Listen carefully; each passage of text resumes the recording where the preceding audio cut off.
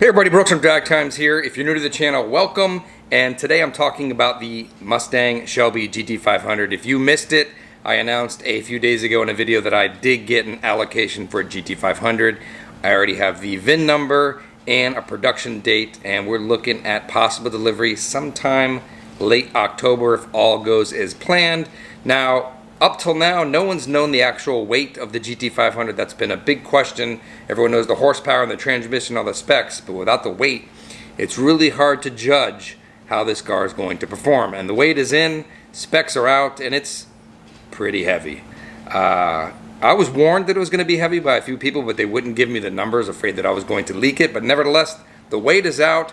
It is 4,225 pounds. That is pretty heavy. With 760 horsepower, that puts the power to weight ratio just at 5.55. So what do we compare that against? Well, probably the Challenger Red Eye, which has 797 horsepower, but also weighs quite a bit more at 4,443 pounds. That puts that power to weight ratio at 5.57.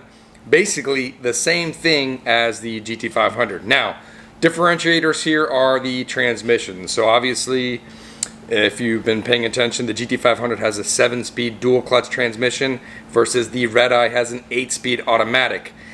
These modern day automatics are pretty good, although the dual clutch probably shifts faster. I'm not sure how much that is actually to make a difference in the real world. I think on the track, on a road course, makes a big difference. Very crisp shifting, and it's probably going to help out right there. On the drag strip, maybe not so much. Now, the engineer was talking about the GT500 does have a drag mode that possibly adjusts the shift and the power delivery for the DCT for launching. Of course, the GT500 also has line lock. That's going to allow us to heat up the tires on the line. And I think with a good tire, it's going to be pretty comparable or probably a little faster than the Red Eye. So I did a lot of looking around on YouTube, and I came across what I think is the quickest Red Eye stock down the quarter mile with a good tire on it, and that came in at 10:39 at just over 130 miles an hour. So with the DCT, good weather, GT500, some tires, I think we're looking at possibly, at least a 10.3 in the quarter mile at over 130 miles an hour. Of course, that's also highly dependent on the actual horsepower the GT500 does put down and the drivetrain losses. Drivetrain losses are probably less with the DCT over the automatic, so that's an advantage for the GT500 over the Red Eye. And of course, maybe, just maybe, the GT500 puts down a lot of horsepower to the wheels, and maybe it's making actually more than 760 horsepower. That remains to be seen. Of course, as soon as I get the car, that'll be one of the first things we do. We are going to take that car to the dyno and probably road trip it and hit the drag strips on the way down to Florida from Michigan. Now, while I fully believe it'll probably be quicker than the Red Eye, now we can also compare it to the Demon in street trim. In street trim, it's making 808 horsepower and it weighs 4,280, just a little bit more than the GT500. But that extra horsepower brings the power to weight ratio down to 5.29. So I think the Demon still has the edge, depending on how much horsepower that GT500 actually makes on the dyno.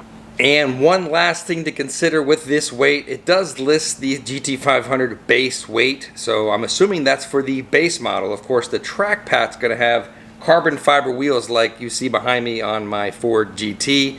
That will drop approximately 5 to 6 pounds per wheel, so maybe about a 20-pound saving from the wheels. In addition, the rear seats are out, so I would guess another maybe 50 pounds for that. So you could be looking, all said and done, maybe another 80 to 100 pounds off the weight if indeed you had the track pack. Of course, if you saw in the previous video, I did not get the track pack allocation, but it'd be pretty cool if Ford would offer the carbon fiber wheels as a separate option. Maybe I can buy those later on, or I really don't know this, but maybe the GT350 wheels will fit on the GT500. Maybe that's an table thing, or you could just buy some lighter wheels. We'll weigh those wheels and see if there are some aftermarket options for either to get the carbon fiber wheels as a separate accessory, or maybe hook up with Wheels Boutique and get some of their really, really lightweight wheels.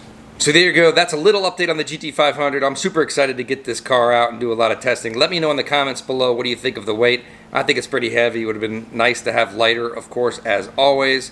I think we're looking at similar times to the red eye, maybe a little better. So 1030s at 132, 133 miles an hour. Let me know in the comments what you think. Thanks for watching, and hit that subscribe button, and we'll keep you updated of all the upcoming videos. Thanks a lot.